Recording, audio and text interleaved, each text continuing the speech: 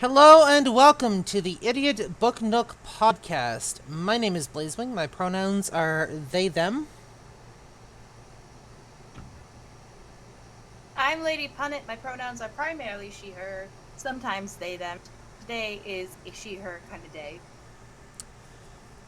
And unfortunately, Crittershy and Dragon will not be joining us today. Crittershy is feeling under the weather, and Dragon has made her moving goal, so she is in crunch time. She is packing up, and she will be leaving at 3 o'clock this afternoon.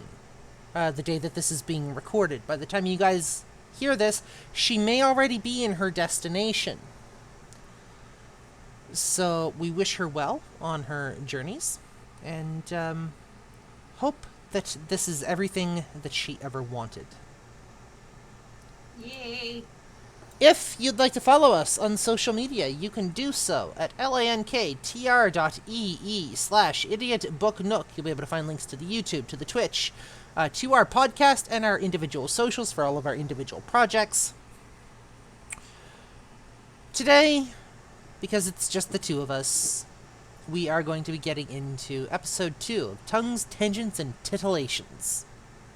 And we have a special topic for you today. We're going to kind of geek and nerd out a little bit, more so than we do normally with books, because we're going to be talking about the apocalypse. Specifically, the zombie apocalypse. I mean, let's face it, we're already halfway there. We survived a global pandemic. Not to mention, have you seen the people walking around the streets with their phones? True. We're already halfway there to the zombies. So, you're the one that brought up this topic. Yes. Why don't you get us started on episode 2? Also, Alright, it then. occurs to me, episodes 1 and 2 were you and me. It's gonna end up, this is just gonna be our own separate thing, where it's just the two of us where we've been left unattended. Well, I mean, at some point I could theoretically just make, like, a podcast all of its own, but, I mean, for right now, I'll throw it up at the Idiot Book Nook, so... Anyways. It's under the Idiot Book Nook umbrella. You know what? Fair. We're affiliated with it. So, first and foremost, to make this a little bit easier, because as you know, with zombies, there are so many different types of zombies, from The Last of Us zombies, Walking Dead, Left 4 Dead, the traditional, actually, root of where zombies came from, which is African voodoo. To make it as simple as possible, we are going to go with the basic Walking Dead zombies. It's an airborne thing. If you get bitten, you get turned. If you die, you turn. They are not fast. They can run as fast as the average human being, so none of that World War Z zombie shit where they're like breakneck speeds, climbing on top of each other, can take down a helicopter with just a mountain of them. Because I'm calling bullshit on that. Just to make this as easy as possible. If one day we want to go into, like... Or we could actually do Last of Us zombies, because Last of Us zombies are actually theoretically more possible due to the fact... I'm not gonna lie, I love the fungal infection that The Last of Us did. Like, the way they set that up. So I've watched the entirety of season 1 from start to finish. We watched that... You what? I haven't seen it yet. I watched the video games. So, my Discord, I did a... we did a watch party for it when it came out. Mm-hmm. So it would come out on, I think it was, Thursday? Mm-hmm. No. It's either Friday or... No, it came out on Sunday. And we'd watch it on either Monday or Tuesday, right? Mm-hmm. But we watched it, like, fresh every fucking week. So, because I've seen that, what do you know about The Last of Us? So from The Last of Us, I watched the entire video game series. Okay. I watched playthroughs of both 1 and 2. Okay. I need to go through and watch the video games, but... Basically, from my understanding, the TV show used the same lore. So I am very familiar with that because I also looked at the art books and you know what happens when you go down the Wikipedia route. Yeah. And I understand the basics of it because ants actually suffer from this fungal infection. They do, and the absolutely terrifying thing about this, and there have been several people that have talked about it, and I guess we're just going to rehash this point. It doesn't affect humans because our body temperature is too high. Mm-hmm. However, with the way that our planet is currently going, that could change at the drop of a hat with the increasing global temperatures. Especially if that infection wants to survive. If that fungus wants to survive. And you know how funguses are. They are much like humans. Very Hard to resilient. kill. Very resilient, hard to kill. Alright. Going with that then, we are going to use the Last of Us zombies. So this also means we get to deal with clickers. Well, let's talk about The Last of Us, but I also want to dip into kind of The Walking Dead. Because I do like both. Okay. I do like both of those, so, I mean, let's take on both of them. Alright then, so for the zombie survival plan, so in this episode we're also going to go over common cliches in all media due to zombies, because let's face it, even though this is an affiliate, although this podcast doesn't have to necessarily do with books or literature, our umbrella thing is we deal with a lot of mixed medias, from video games to books to movies and stuff like that. We do reference a lot of stuff. Mm-hmm. Which, I mean,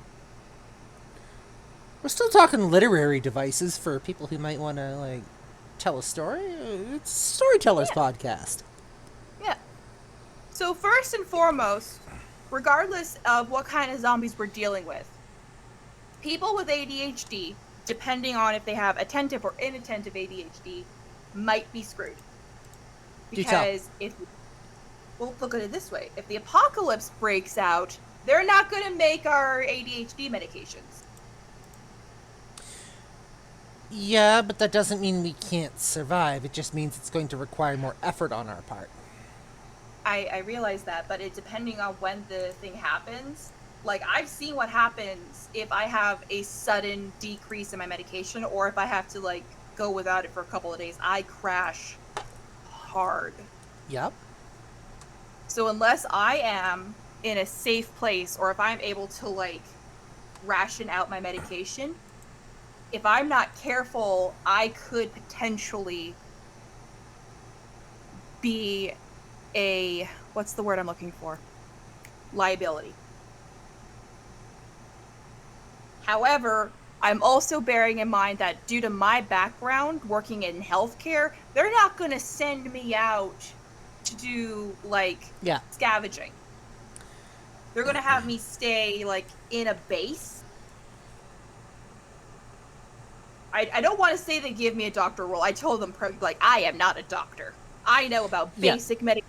I know how to, like, clean G-tubes. I know how catheters work. I know that stuff. Do not ask me to stitch somebody up. And actually, no, I probably could actually stitch someone up with sewing skills. Here's the thing. You're also a cosplayer, yes? Yes. Those skills are transferable. Thank you. I know. It's just, it's different, especially because I would probably end up yelling at the person to stop screaming. I'm trying to do my job. Like, sewing up, say, a tear or a rip is not unlike sewing up a wound. Just saying. In theory, it's exactly the same. You're just working with flesh instead of material. Another thing that I would like to point out, that this kind of hits the empathy part of me. The people who my clients that I work with are probably going to be the first to go. Mm-hmm.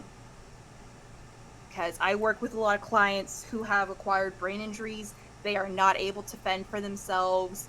They aren't able to feed themselves. They aren't able to change themselves. They can't even give themselves showers. Fair. And unfortunately, as much as the empathetic part of me wants to be like that one episode of The Walking Dead where the prisoners were looking after the elderly, realistically speaking, it is not safe because one of my clients has been known to scream very loudly whenever things make him even slightly uncomfortable, and that is just asking to be Yep.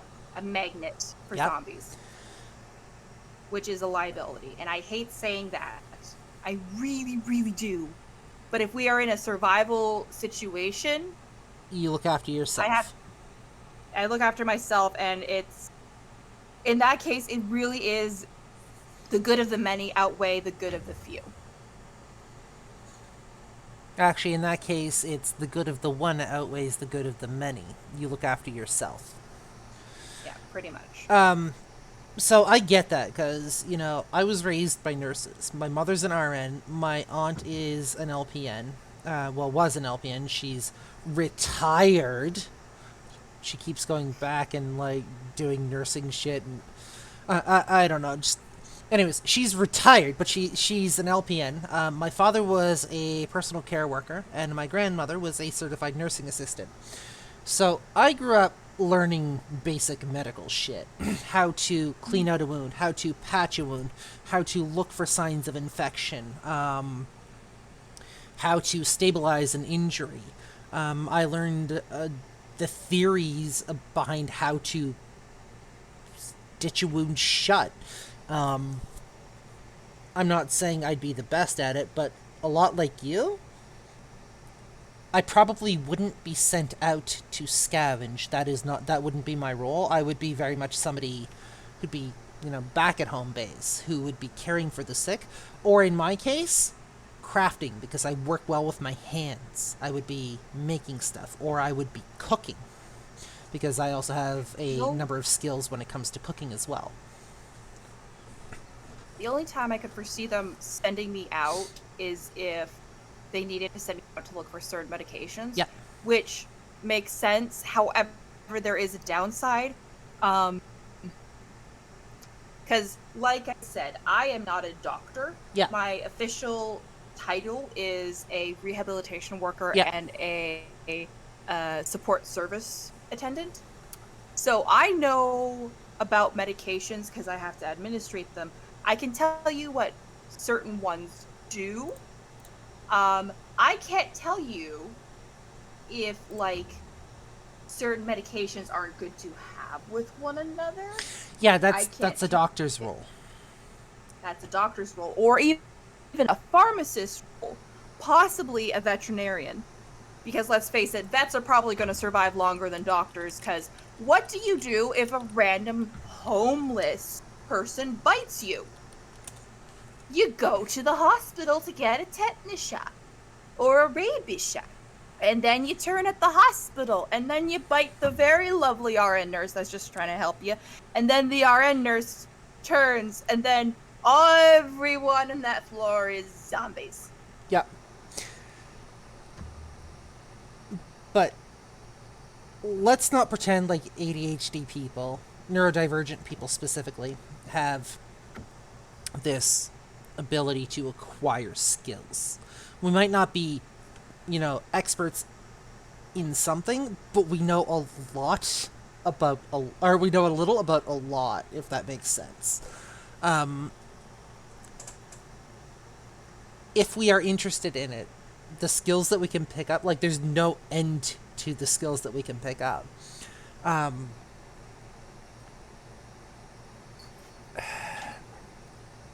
You and I are very much home-based people, right? We're very much making sure the homestead is good, because that's what that's what we know.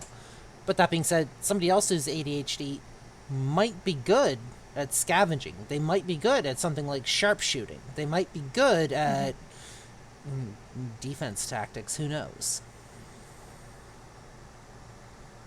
True. The only other thing I can think of possibly that would make... Well, even then, so my father... I come from a long line of hunters and trappers. So I am not proficient in this skill in any way, shape, or form, but I at the very least know how to defeather a partridge, and I know certain parts about different animals' anatomy. So, and I know for sure how to like tan a hide. Kind of. I haven't done it in years, but at the very least, worst comes to worst, I could figure it out along the way. Or, I mean, libraries are still a thing. Mm-hmm. How long do you think it would take the internet to go out in the event of a zombie apocalypse? I don't know. Whisper says ADHD versus AD standard definition. Yeah. Um, 1 second. the internet. That's an interesting. That's interesting because throughout a lot of the media that I've seen, the internet goes out like right off the bat, and I know that that's probably a storytelling mechanism. That's probably like a story thing. Like they just wanted to do away with it completely. But the reality is, how long would it actually take the internet to go out? I mean, theoretically, we have the technology and the components right now to the point that would enable you to charge a device like this off of a gas generator. Right? And the storage capacity on devices like these days are insane. So if the internet doesn't go out for, say, like a day or a week, sure, you might be in survival mode. But for emergency shit, being able to store that on your handheld device might not be a bad thing. Then again, you can't always rely on this because these are also easily breakable. Okay, here we go. The internet exists as long as computers are connected via TCP/IP protocol. It would not exist if all the computers, servers, network, etc. attached to it were shut down. That doesn't answer my question. What's a TCP/IP? The most I know about it is it's an internet protocol. Oh, here we go. I hold on. At the current rate of growth, the internet will run out of addresses. Oh wait, no, that does not. Will I run out of addresses in a little more than 10 years? Okay. This is getting me down a whole different rabbit hole that's off topic. But, so I know for a fact that at the very least, I don't think the internet would go out in a day. I want to say, like, in the event, total zombie apocalypse spread around the world, which, as we know, would probably take, I want to say, a couple of months. That begs the question, however, once society realizes what's happening, because let's not pretend like society wouldn't realize what's happening, okay? The government keeps tabs on that kind of shit. We know this. Mm-hmm. They have their hands in all sorts of pots. They're going to know the moment something like this hits. The government is also known to control and enforce that control. So the question we have to ask is, would they allow us to get that kind of information, or would they have shut things like that down?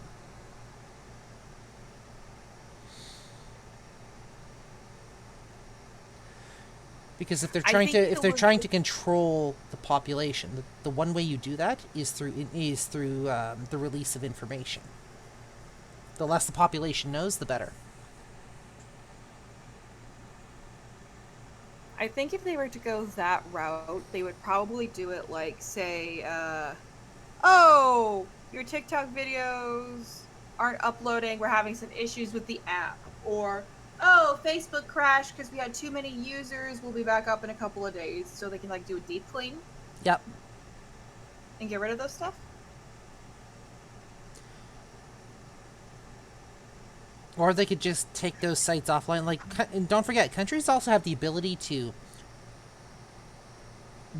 ban entire websites, entire platforms. You just wouldn't be able to access them at all. True. India's done that with TikTok. Correct. China's done that with anything they deem counterproductive. Yeah. Russia's done that with Um, the entire internet, pretty much. Pretty much, yeah. South Korea controls pretty much everything, so Yep. that way, the South Koreans don't know any better. With the North Koreans, it's state Oh, controlled. sorry, yeah, I meant the North Koreans. South Korea. South Korea is cool. We like South Korea. With North Korea is Let's state see. controlled. If the state doesn't approve it, you can't access it. Yeah. Um, Whisper says suddenly ham but radios would become popular. You're not wrong. But like I said, I imagine pirate radio would get popular. the amount of survival information you can hold on one of these devices is insane. But these are also fairly True. fragile.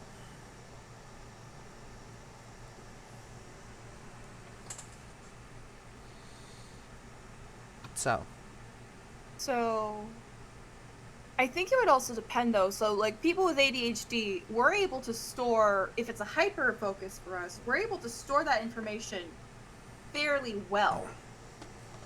So if we watch like say okay, so a basic skill we would probably need to learn is how to purify water. We need There's water. several Water's important. There's several ways to do it, right? there are several ways to do it. For instance, one of my favorite ways of thinking about this is a zombie apocalypse. I live in a metropolitan area. Well, not great for the amount of zombies that's going to be around. Mm-hmm. 4 blocks away from my apartment is a mountain equipment co-op. They stock things like life straws. Grab a couple of those. I'm not going to have to worry about purifying water for a while because life straws will take care of just about anything except for, I think it's contagions, like diseases. So, it'll purify dirt and grime and all of that shit out of the water, right? Right. They also stock survival equipment, so fire starters, tents, sleeping bags, in certain cases, clothes. They stock things like battery packs, and Whisper in the chat here actually brings up a good point. If you have a battery pack with a solar panel, you'd have a good start. You could charge minor electronics.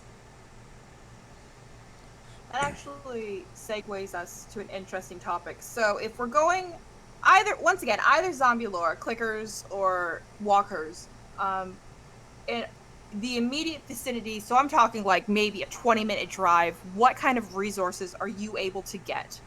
So this is almost like, what's our survival rate? So similar to you, I live in a very populated city. Maybe not as populated as you are or as condensed, because I'm made of a bunch of small townships. But within a 20-minute drive of my apartment, I have like literally within walking distance, I have a Home Hardware. Mm-hmm. There's a Walmart not too far away. This is gonna sound really bad, and this would probably be like a last resort. I know the locations of all of my other sites, so I know where I would need to go if I needed to get like painkillers and different medications and stuff. This would be, once again, very last resort zombie apocalypse thing. I know how to make my own shelters. I know how to make my own fires. Yep. I have a car. I was in Scouts as a kid. There are certain survival things that I know. I know how to make a shelter with a tarp, right? Mm-hmm. My main goal, if something like this were to happen, is to gather the very basic supplies that I need to survive. A weapon of some sort. Things for food and water and shelter. And then peace out from the city.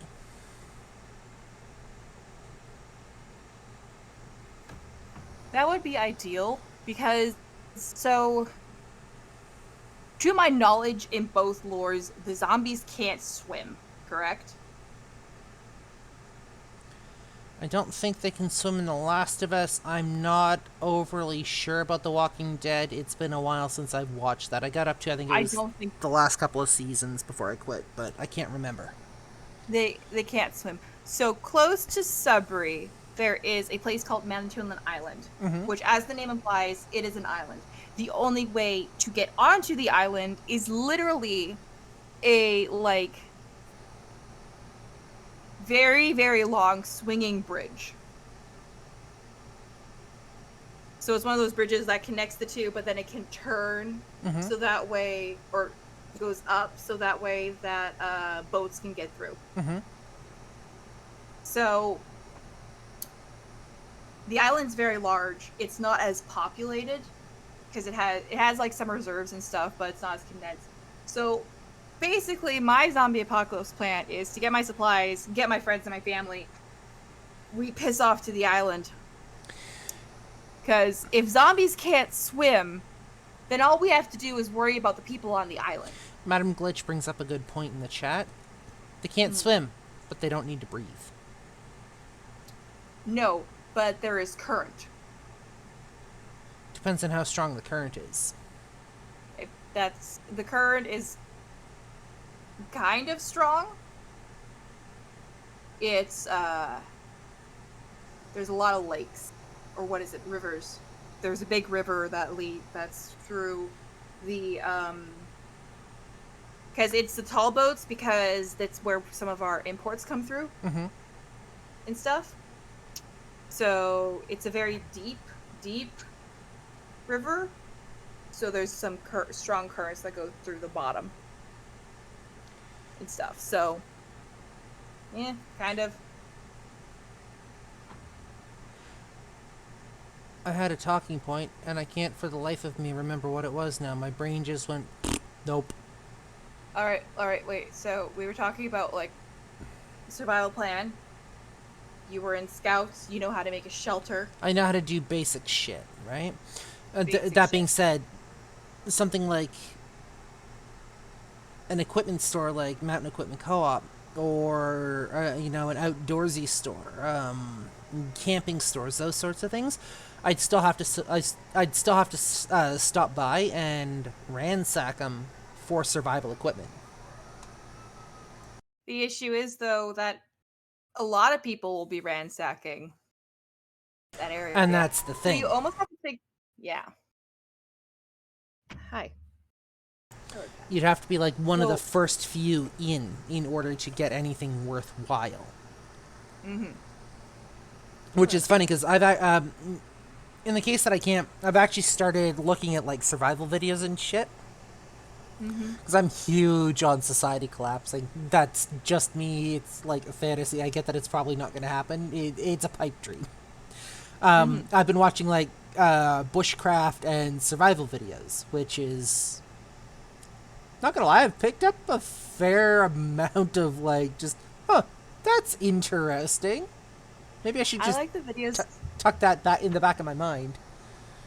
I also get on my TikTok like a lot of videos of people who make like these hidden little cabins that are basically buried into the ground and stuff, so you can't tell they're there, which kind of sort of would make a lot of sense in the zombie apocalypse, because also you're not, in the event of a zombie apocalypse, you're not just fighting zombies, you're also fighting scavengers and other people. Let's face it, the zombie apocalypse brings out the worst in people. Sure does. Which brings up one of our cliches, which is most people in the zombie apocalypse are viewed as bloodthirsty, only trying to fend for themselves or the people they are with. Yep. Their value of human life, or lack thereof, signifies their behavior and habits as a human being, equally capable of being mindless slaughterers by the next psychopath in line. Northern Whisper says, hold up in a Costco. I would actually refrain from doing that. Costco is probably one of the first places people are going to hit because it is a massive store of food and supplies. Those are essential for survival. However, what not a lot of people are going to think about in an emergency situation is, Costco's great for food. Go up the supply line. The further up the supply line you go for Costco, or for grocery stores, or for big box retailers, the less those are going to be picked over. So if you can find a place where, say, Costco gets their meat from, or where Costco gets their hardware from, or, you know, the company that delivers to them, and you go raid that facility, there's more of a chance you're going to get what you want. Mm-hmm. Likewise, if you take that facility and you go one step above that, there's more of a chance you're going to get what you want. Mm-hmm. Pull up in a Costco, no one will check your card in the apocalypse. Why do I suddenly have this image of just this zombie standing at the entrance of a fucking Costco? Card, please. Just, even in death, can't fucking get away from it. Like, always checking the cards for eternity. In The Walking Dead, the title characters are the humans. I do think fantastical things like these are great to imagine and whatnot. And these scenarios are great for the imagination because they kind of keep us on our toes. Like, what would you do if? 1 second. Yeah, no worries. I think that we don't give ourselves enough credit as a species, honestly. Humans are, extremely resilient. Mm-hmm. No matter the situation we're put in, the one thing we do is survive as a species. You as a person might not make it, but we as a species tend to have a habit of surviving whatever befalls us. I mean, so human society survived the Black Plague, which literally wiped out a third of the human populace. Yeah. And there was the Black Plague, and there was, what was it, the bubonic plague? Was that Yep. Yeah, and there was the Spanish flu, which killed off a good number of people as well. Not as much as, say, the Black Plague, but it's still, like, we have a knack for surviving. There was COVID-19. Yeah. Which we survived as well. Which we just got through. Yep. Fallout teaches us not all zombies are mindless and not all humans are smart. I mean, we never claimed that. There are some people I'm not sure aren't zombies today, but that's neither here nor there. So what else have we got for cliches on your list? Alright, so for other cliches, we got on our list, spare bullets are always in supply. The viewer will almost never see the main protagonist or anyone in zombie movies run out of ammunition. Misnomer! That's not likely to happen. That's not going to happen. You have to be very sparingly with your fucking bullets. Make sure you've got something you can hack and slash with. Exactly. Make sure you've got something like a knife or a machete or something with a sharp edge, and make sure you continue to sharpen that edge because that edge will dull after the first few hits. Make sure you know how. You what? Oh, go ahead. I was gonna say make sure you know how to actually use it. Don't be like one of those people like, oh, I'm gonna be a samurai zombie killer, and you don't know how to use a fucking katana. Yeah. Use the tools that you're good with. Use what you know to your advantage. But make sure you continue to sharpen that blade, because after the first few hits, it will dull. If you're like in a life or death situation like a fight, and you happen to hack a zombie's head off, right? Let's assume for the moment that kills the zombie. And you hack and slash, you take the zombie's head off. When it is safe to do so, you are going to want to resharpen that blade after every encounter. Do not simply just pull out a gun and fire willy-nilly, because your ammo will run out. There are no, standard refill points. There are no respawn points. You have one shot. That's it. Yep. The next cliche. Honored characters die slowly, but still painful nonetheless. Pardon? So honorable characters, Yeah. Die slowly, but always painfully nonetheless. Yeah, it's not going to happen. there's nothing stopping you from dying quickly as opposed to, the next person. Somebody that you absolutely despise could take, say, a week to die. You could die in 5 seconds. There's nothing to stop that from happening. Yep. Another one is screaming at zombies. Don't scream at zombies. That makes it worse. Unless they're friendly zombies. In which case, why would you scream at them anyways? But other than Fallout, I don't really know any type of zombie that's really friendly. Screaming is a good way to grab attention. If you're trying to distract. Such as sacrificing yourself so somebody else can get away. Screaming is a really good way to do that. Mm-hmm. Just don't scream. No? You're not a fan of screaming? No. Well, if we go with either one of either The Walking Dead or The Last of Us zombies, sound attracts them. Yep. So don't do it. Just don't. Here's a thought. What about zombies where literally all of their cognitive skills and their senses are gone? They can't see, they can't hear, they can't smell. So they're basically walking husks. Walking husks. Then you just push them away with a stick. Like a long pole. Or trick them to fall off a cliff. Lemmings! Lemming zombies. Oh no. They're coming for us. Which actually brings up accidentally making noise and attracting zombies. Yeah, watch out for those branches. Stick to hard surfaces if you can.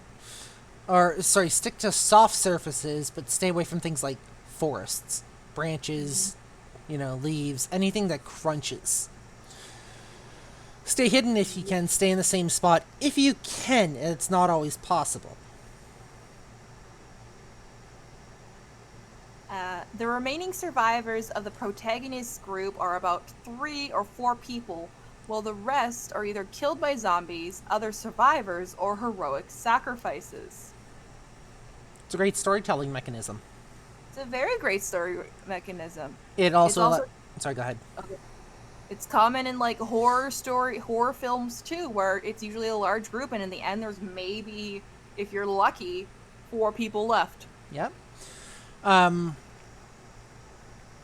It allows you to get attached to characters really quickly, and absolutely cry when, or it allows you to form an emotional attachment, and you feel devastated when they eventually kick the bucket, right? Mm-hmm. Again, that's not really going to happen in a real life survival scenario, especially in a zombie apocalypse.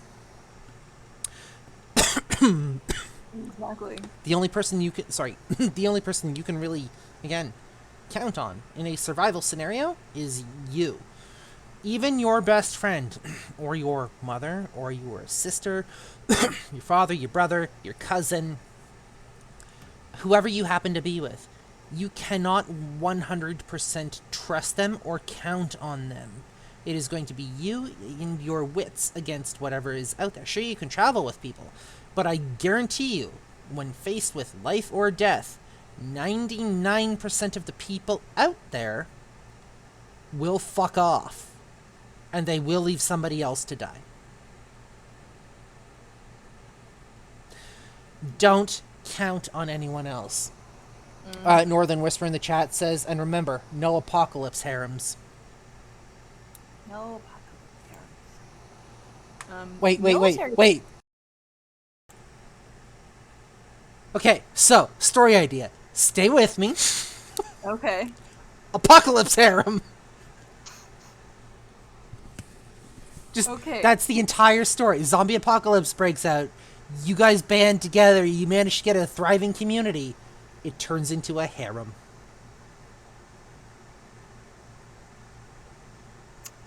No? Oh, maybe.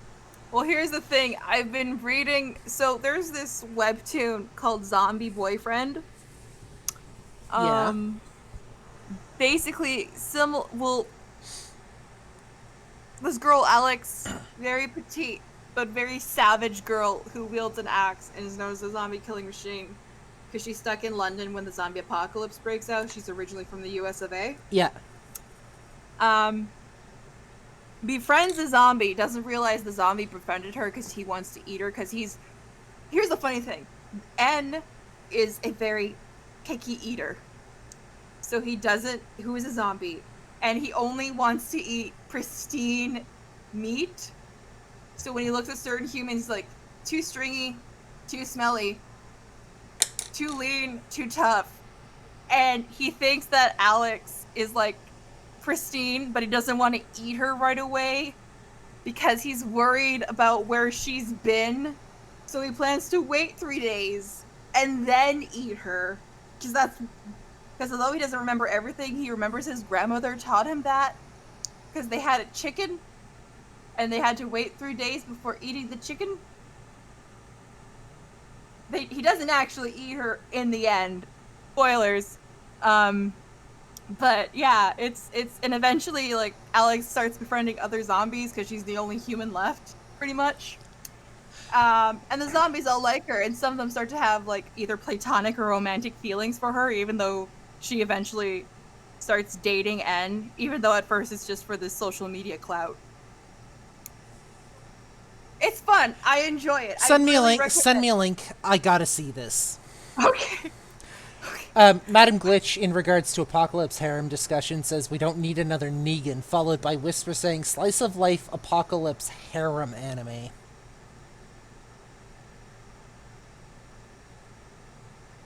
This conversation took a really weird fucking turn, and I love it.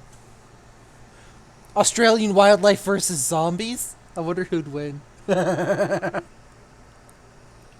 What's next? Okay. Alright, okay. Next up. Military personnel are almost universally useless, unable to fire their weapon with any degree of accuracy or capability, and are capable and are usually portrayed as less effective than random civilians who've never had any sort of training or exercise experience with any weapons at all. So, again, that's not the way things are, because they are trained to hit things, right? They have specific training in that. That being said, what makes you think they're going to give a shit about you? In a survival scenario, they're going to be worried about themselves. And if they see you as a threat, they're not going to think twice about pulling that trigger on you. Okay, so correction. The webtoon is actually called Boyfriend of the Dead. Yep. Yep, I'm sending you a link. Hello, Tyrion. Tu madre? I have no idea what that means.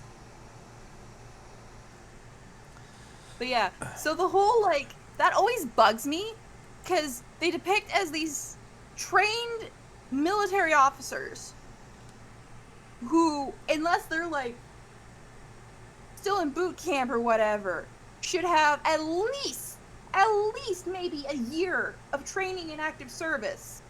Well, they went to boot camp. That's where they train you to do this shit, right? Like, Exactly. they fucking drill you in this shit in boot camp. You might not be like the best coming out, but if you're, say, in the military or you're in active service, you're still going to have better skills than the average person. Yeah, and to show like, oh, the protagonist is so much better. No, I'm sorry. If I have to choose between traveling with a group of friggin' randos versus military officers, I'm picking the military officers, because at least one, they're probably going to have the resources to survive. Or the know-how. Two, they probably have the skills to survive. Yep.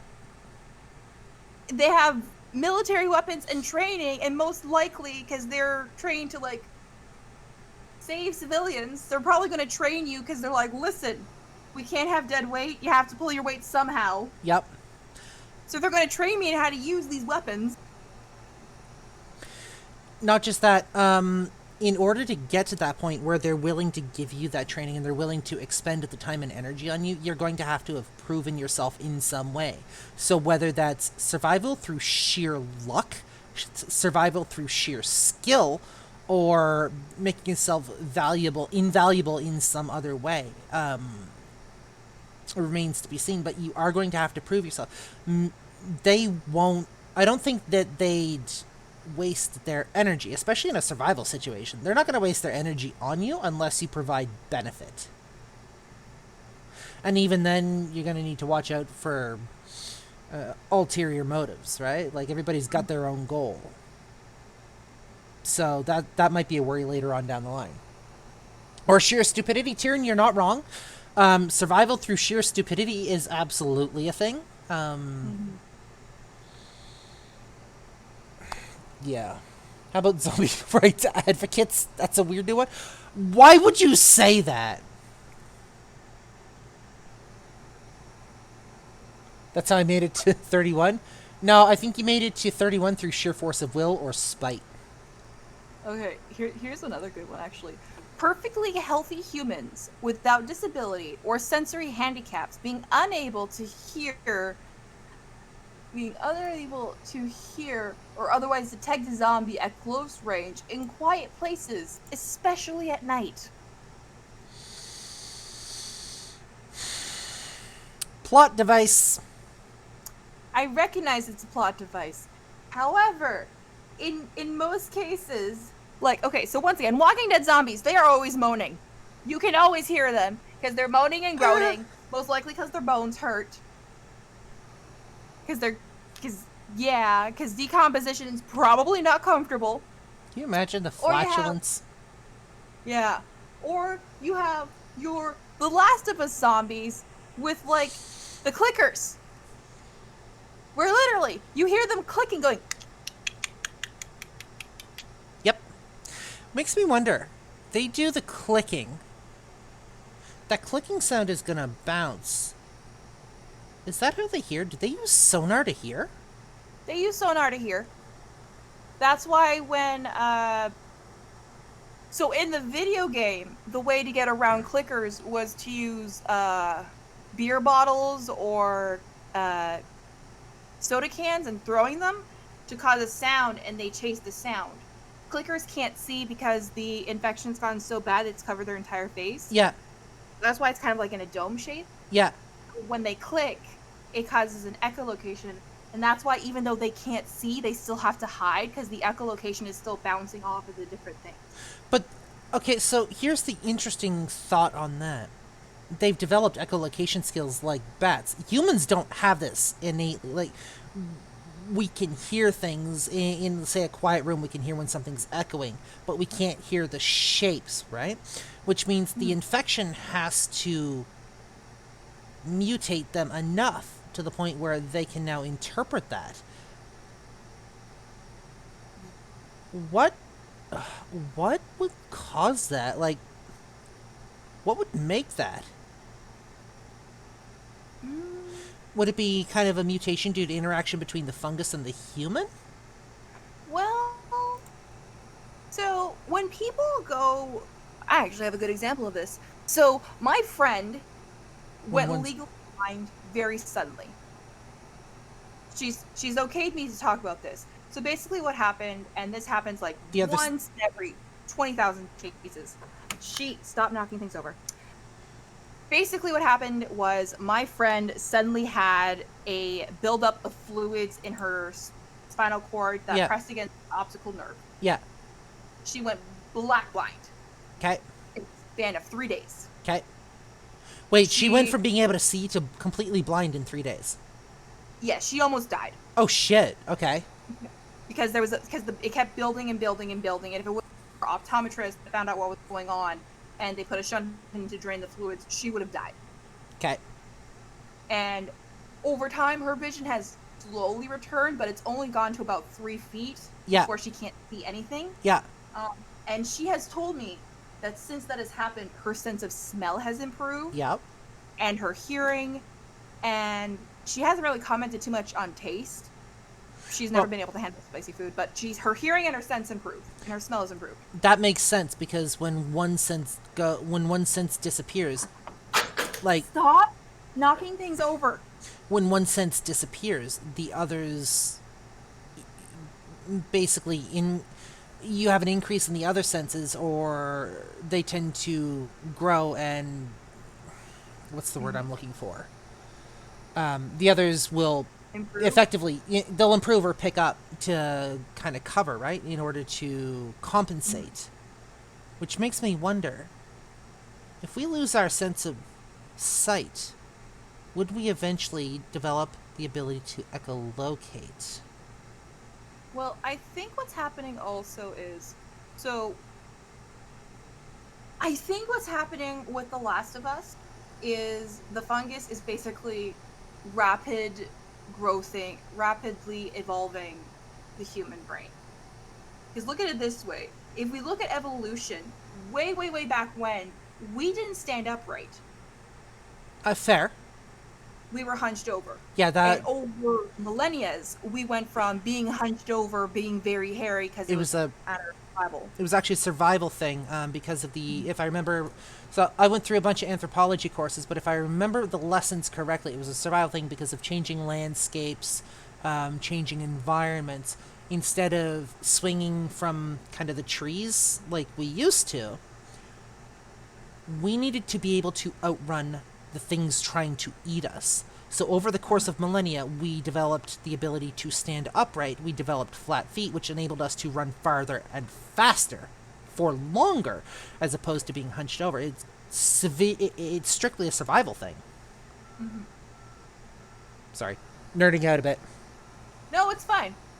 But like also, so when you're first infected with the fungus, what happens is, so you know how in our minds we can't bite off our own finger because our brain stops us from using the full force of it? Again, it takes about as much force as biting through a carrot.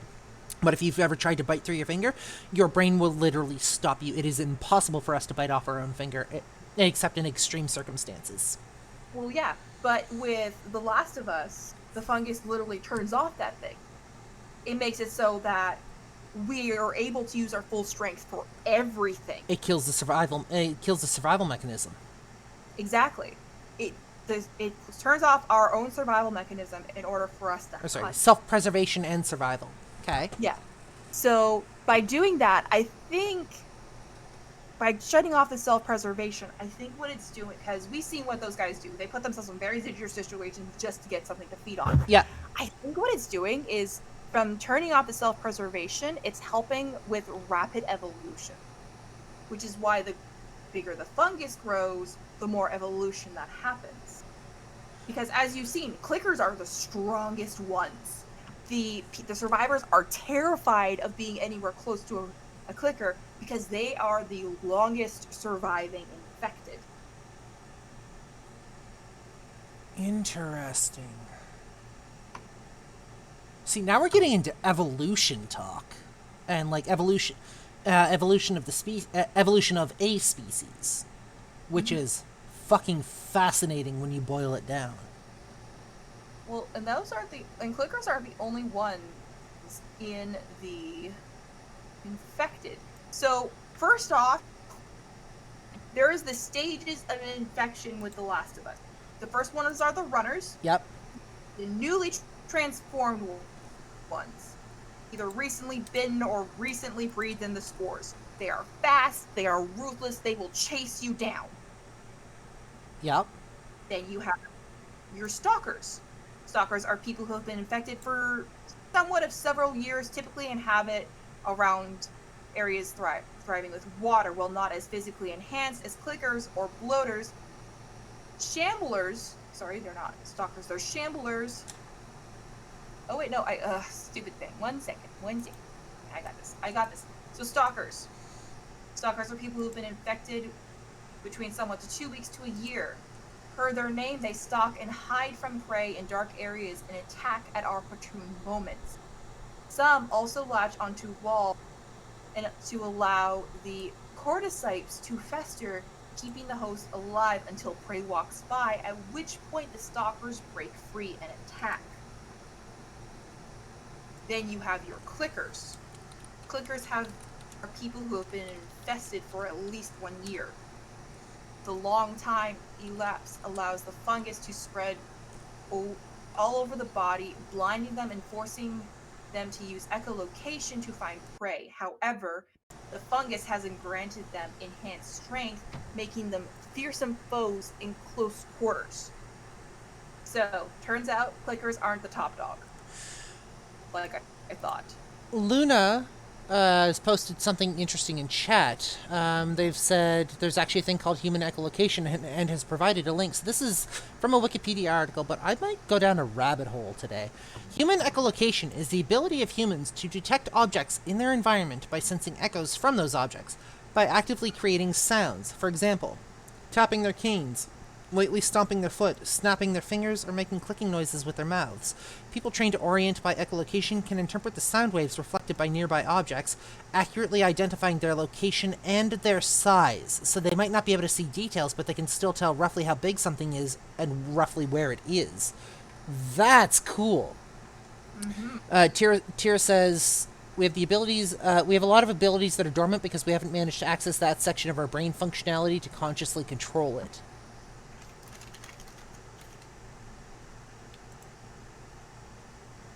Shit, man. What else is on your list of tropes? So, tropes. Tropes, where did I put it? Alright.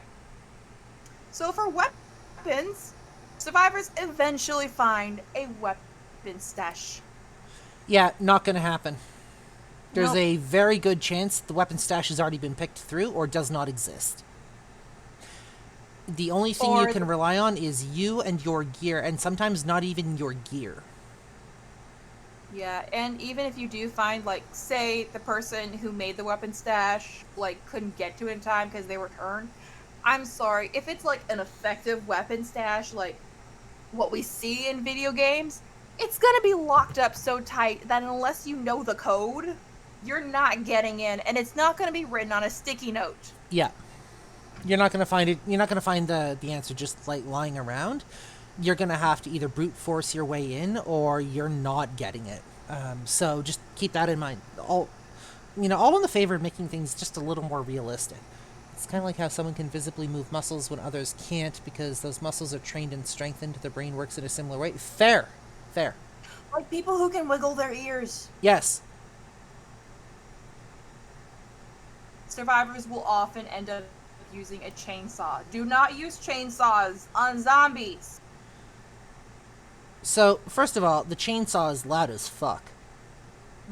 That's going to attract attention. Second, the chainsaw is going... You what? It's unwieldy. It's unwieldy, but the chainsaw also rips and shreds as it cuts through, and it does leave debris, right? It doesn't just chew it up, it does leave debris. Like when you cut through a tree, you leave sawdust.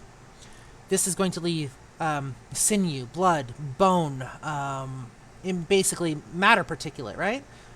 That matter particulate, depending on the infection and what lore you're going with, can probably still infect. Yep. Which means if you accidentally get some on your face, like if you've ever used a chainsaw to cut down a tree, you're covered in fucking sawdust afterwards. Despite the fact that it is designed to deposit most of the sawdust in a specific place, you're still covered in sawdust. You're not going to stop that particulate from getting on you or infecting you. Aforementioned absence of depleted ammunition. Pardon? Aforementioned absence of depleted ammunition. Yeah. Basically, you always find the ammunition you need in, like, the nick of time. That's not going to happen in real life. No, you're going to have to survive off of your own wits, your own skill. In some cases, even that's not going to help you. It's going to be sheer dumb luck if you survive. And this isn't on the list, but like finding like AK-47 military grade friggin' weapons, you're not gonna find that in a non-military town. Unless you live in America. Fair, we don't. So in Canada, so unlike America, Canada actually has good gun control laws compared to America. Canadians on average, gun ownership is actually higher than America.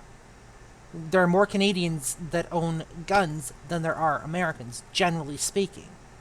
We are also an armed nation, which means we have enough we have enough firearms to arm our entire country. Every person in our country would have at least one firearm, right? We are an armed nation. The reason we don't have mass shootings is because we have strict gun control laws.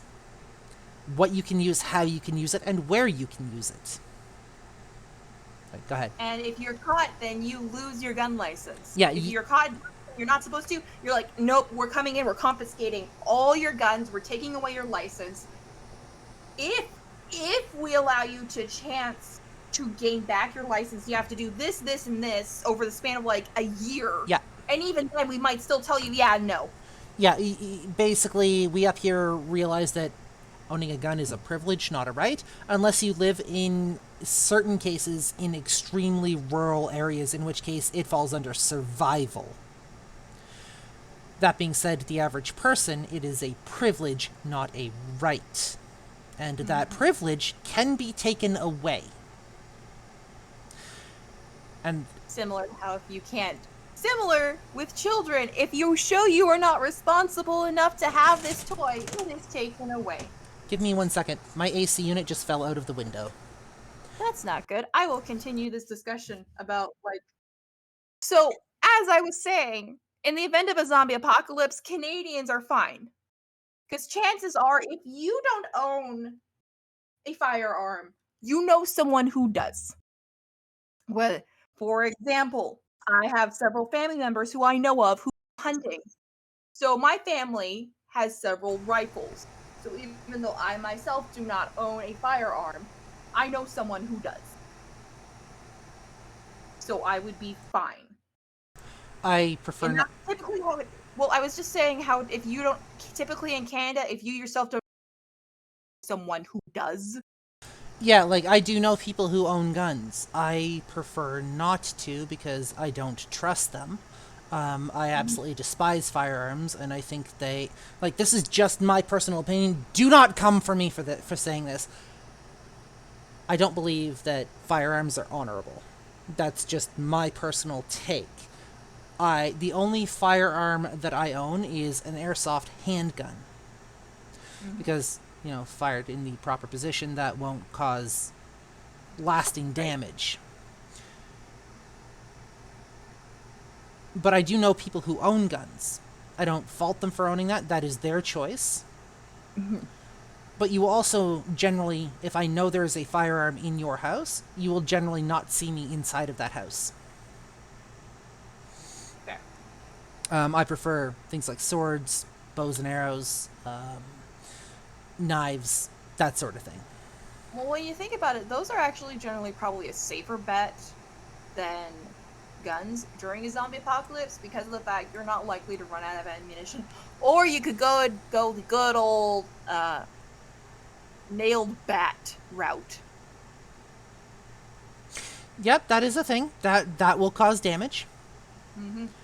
Besides, if you sharpen a knife in the right way, the knife can cause more damage than a gun ever could.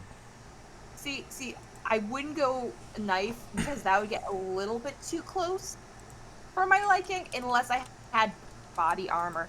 Speaking of armored, under cliches for vehicles, you will often see an armored bus or other large modified vehicles and is commonly seen with a plow or bumper with crudely sprayed painted teeth on them.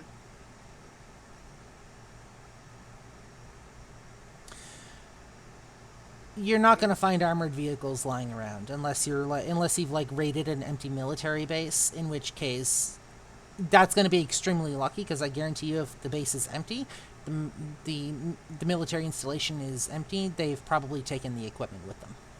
And if you do find an armored vehicle left behind, it was left behind for a reason. Yep. There's a chance it's defective, it might be out of gas, or there might be something broken with it.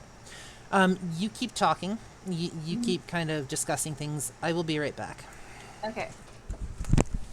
So, another common cliche, some zombie movies feature intelligent zombies. I don't fault this. As a storytelling mechanic, it can lead to very interesting things, like the Boyfriend of the Dead comic I was talking about earlier. There was also the Warm Bodies movie, which I never saw because that came out when I was a teenager, and I thought, listen, I'm in kind. of monster romances, but zombies is where I draw the line. That was then. Like I said, I've recently read like Boyfriend of the Dead, and it was very, very good. Um, in modern media, the apocalypse slash outbreak is caused by mainly an infected themed method such as a virus. This cliche has since been used in many popular media films like 28 Days Later, The Dawn of the Dead remake, and games such as Resident Evil, Left 4 Dead, DayZ, Dead Island, Dying Light, etc. So, a virus is most likely going to be the number one way of infection is going to be spread, even if it is by a fungus like in The Last of Us. Simply because, similar to like any epidemic, pandemic, plague we've had, that is the quickest way a sickness spreads. It is typically via how that it's just how the friggin' words are hard. Fuck. A virus is the most likely way something is going to do. The viruses, plagues, sicknesses are spread very quickly that way. Ignore my hair. It is awful. Except for people in the podcast, you can't see my hair. I lost my train of thought. Plagues. So with the zombie apocalypse, the virus is, I believe, the way it's going to spread the most. It might be spread through spores, which I guess technically virus, but most likely, if we were to have a zombie apocalypse, it would be spread via a airborne pathogen. What else do we got? Cliches. I got a list. I found a list on a zombie fandom Wikipedia. Here you go. Older films depict zombies rising from their graves, which is physically impossible. Somewhat true, depending on I don't believe this would ever happen in real life, because if someone is already dead, if we go like the airborne pathogen route, then the airborne pathogen, to my knowledge, can't go all around. Go through like 6 feet of packed earth, through a casket, and get to the person. I do not think that is possible. That seems kind of silly, in my humblest of humble opinions. Which I think is just silly. So that's probably not going to happen. Next one. A decayed body running as fast or faster than humans is also pretty illogical. I agree completely. Because here's the thing. Running isn't just about, like, the body. It's about the mind. It takes coordination. And if you've seen, like, how the human body runs, it actually is a lot of thinking. The only time I could foresee this happening in real life is if it was Usain Bolt. If Usain Bolt turns into a zombie world, or at least the people in the country Usain, because I think he still travels a bit, because I think, to my knowledge, Usain Bolt is still the fastest man in the world. 1 second. Fastest man in the world. Who is the fastest man? Usain Bolt is still the fastest man in the world. Good for him! Good for Usain Bolt for being the fastest man in the world. Because that's a hard title to keep up with. Because he's been the fastest man in the world since... When did he have this record put in? Where is it? So yeah, in 2009. And he's still the fastest man in the world. Good for him. Hi. So one of the cliches is how zombies' decayed bodies are as fast, if not faster, than humans, which is pretty illogical. And I was like, that's true, except that they were like Usain Bolt. So I checked if Usain Bolt was still the fastest man in the world, and he is. Yeah, even 14 years later. Good for him. We can logically assume that, a corpse a reanimated corpse would only be able to move as fast as the person would have been able to move when they were alive. Mm-hmm. Because physics! I would say, though, that's just for zombies. If we go The Last of Us, where it's a fungus... Okay, if it's a fungus or something else controlling, in which case you might be able to pass that, but even the human body, like the human body itself, has its limits. Like, a fungus can control the human body all at once, but it'll never be able to move at, say, the speed of sound on its own. Mm-hmm. Or it'll never be able to generally move as fast as a cheetah on its own, because the human body will simply just not be able to withstand that kind of pressure. Yeah. From what I understand. Yeah, so I don't think we're ever going to get, like, World War Z levels for fast freaking zombies. Fair. Another cliche with zombies. Sometimes saying brain or Yeah, I expressing... hate that. Like, no. Zombie... Here's the thing. If it's an actual legit zombie, the communication part of the brain stops working when you die. Yep. And conversation takes human thought. Takes actual conscious thought, yeah. So they're not gonna do that. I hate that. I don't mind if they're like friggin' hungry all the time. That makes sense. But it's also like they're not gonna say words unless like it makes sense in the media. Like having somewhat intelligent zombies or some that are able to retain their consciousness. Like, so for Boyfriend of the Dead, a reason a lot of them are able to keep part of their consciousness even though they turn into zombies is because they haven't fed on humans. Yeah. But after they feed on humans, typically it becomes much harder for them to keep it.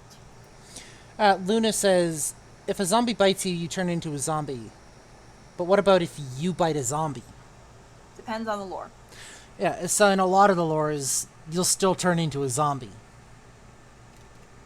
Zombies are both poisonous and venomous. So, I have this image in my head, and I got this from a meme a while ago. But imagine this. You die, okay? You're bitten by a zombie, you die. Your body reanimates as a zombie. Your spirit refuses to leave. And it's just a ghost you following the zombie you around for all of eternity. Because one is the physical body, one is the spirit. I could just see the ghost like fucking facepalming. God damn it, body. No, this isn't how we do that. Turn the handle. You thought you found an Uno reverse? No, Luna, but what's interesting to think about from the situation the situation that you gave, you know, if a zombie bites you, you turn into a zombie. If a vampire bites you, you turn into a vampire, generally speaking. You know, boiling the lore down to its very basics. What happens if a vampire bites a zombie? They die. The vampire or the zombie? Okay. So the vampire is technically already dead. Alright, but, so, hey, this is going a bit into supernatural. I like the first 5 seasons, okay? After that, it's kind of... but, so, in the supernatural lore, if vampires drink the blood of dead men, or dead mans, it's their poison. I didn't say drink, I said bite. Oh. Just a bite? So, yeah, is boiling it down to its basic lore. Originally, when a vampire bit you, unless they killed you, you would rise again as a vampire. They didn't necessarily have to drink the blood. All they had to do was bite.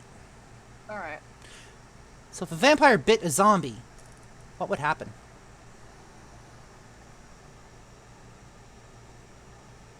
Vampire's already dead. Yeah, so's the zombie. Would the zombie become a vampire? What happens if the zombie bites the vampire? What happens then? Okay, alright, one step at a time. If a vampire bit a zombie, I think in that case it would depend on who's stronger, the vampire or the zombie. So, for example, if the vampire was stronger, I want to say the vampire would just be sick for like a couple of days, maybe a week, like with a bad cold. If for some reason the zombie is stronger, like say the vampire is a couple years dead, I don't know.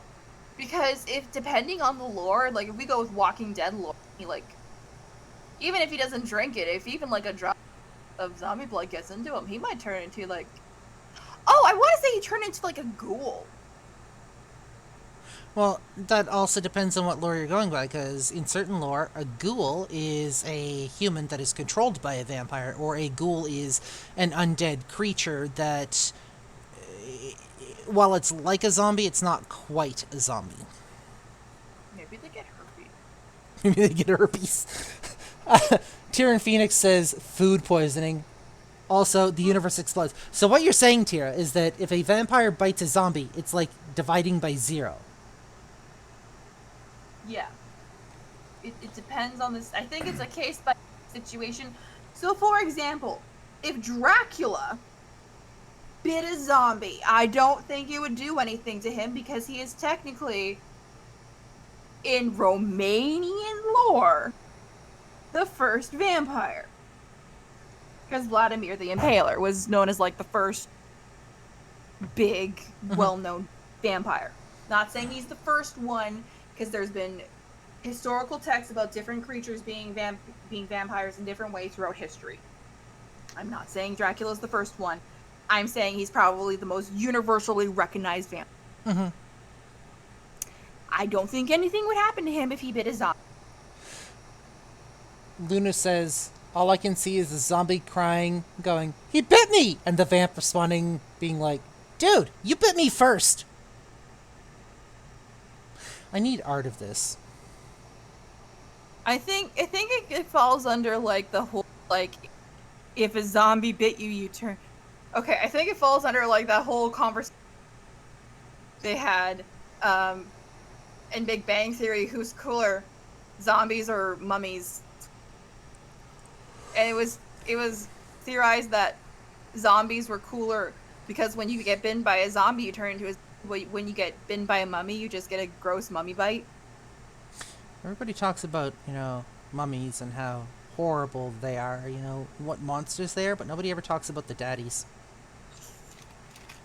On that note, I'm thinking this is a good place to wrap this conversation up. You don't want to hear the last, like, really bad one? Sure, go ahead. Most zombie movies end with a large horde of zombies against the remaining survivors. Or a mob of zombies attack one helpless victim. Fair. I think this is a good place to wrap this up. So, again, guys, thank you for joining us. If you would like to follow us on social media, you can do so at linktr.ee/idiotbooknook. This has been episode 2 of Tongues, Tangents, and Tittilations. I guess we're calling this episode 2 the apocalyptic version? I don't know. That's going to be it for us. Thank you very much for joining us. For the Idiot Book Nook, I'm Blazewing. I'm Lady Punnet. And we'll hopefully see you next week. And with any luck, we will be getting back to our book, but don't quote me on that. It all depends on how Dragon's doing with her move. That being said, if we do episode 3 of this series, maybe Critter will join us, and we can get some interesting discussion points from her. Yay! We'll see you guys next week. Bye. Bye.